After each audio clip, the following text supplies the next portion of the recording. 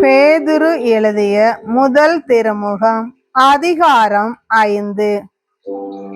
கிறிஸ்துவின் துன்பங்களுக்கு சாட்சியும் வெளிப்படவிருக்கும் ஆட்சியில் பங்கு கொள்ளப் போகிறவனுமாகிய நான் உடன் மூப்பன் என்னும் முறையில் மூப்பர்களுக்கு கூறும் அறிவுரை.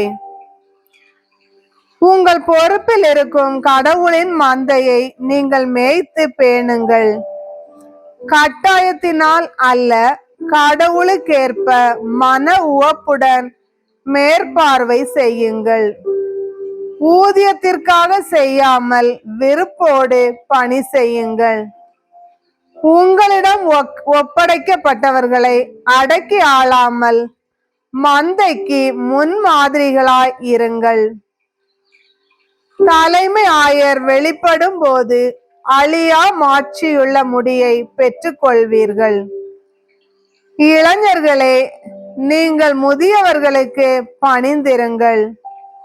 ஒருவர் மற்றவரோடு பழகும் போது எல்லாரும் மனத்தாழ்மையை ஆடையாய் அணிந்திருங்கள். ஏனெனில் செருக்குற்றோரை கடவுள் இகழ்ச்சியுடன் நோக்குவார், தாழ்நிலையில் உள்ளவர்களுக்கோ கருணை காட்டுவார். ஆகையால் கடவுளுடைய வல்லமை மிக்க கரத்தின் கீழ் உங்களை தாழ்த்துங்கள். அப்பொழுது அவர் ஏற்ற காலத்தில் உங்களை உயர்த்துவார். உங்கள் கவலைகளை எல்லாம் அவரிடம் விட்டு விடுங்கள், ஏனென்றால் அவர் உங்கள் மேல் கவலை கொண்டுள்ளார். அறிவு தெளிவோடு விழிப்பாய் இருங்கள். உங்கள் எதிரியாகிய அலகை யாரை விழுங்கலாம் என கர்ச்சிக்கும் சிங்கம் போல தேடி திரிகிறது. அசையாத நம்பிக்கை கொண்டவர்களாய் அதனை எதிர்த்து நில்லுங்கள். உலகெங்கிலும் உள்ள உங்கள் சகோதரர் சகோதரிகள் உங்களைப் போலவே துன்பங்களுக்கு உள்ளாகிறார்கள் என்பதை நீங்கள் அறிந்திருக்கிறீர்கள் அல்லவா? எல்லா அருளும் நிறைந்த கடவுள் இயேசு கிறிஸ்துவுக்குள் என்றும் நிலைக்கும் தம் ஆட்சியில் பங்கு கொள்ள உங்களை அழைத்திருக்கிறார். சிறிது கால துன்பங்களுக்கு பின் அவர் உங்களை சீர்படுத்தி உறுதிப்படுத்தி வலுப்படுத்தி நிலைநிறுத்துவார்.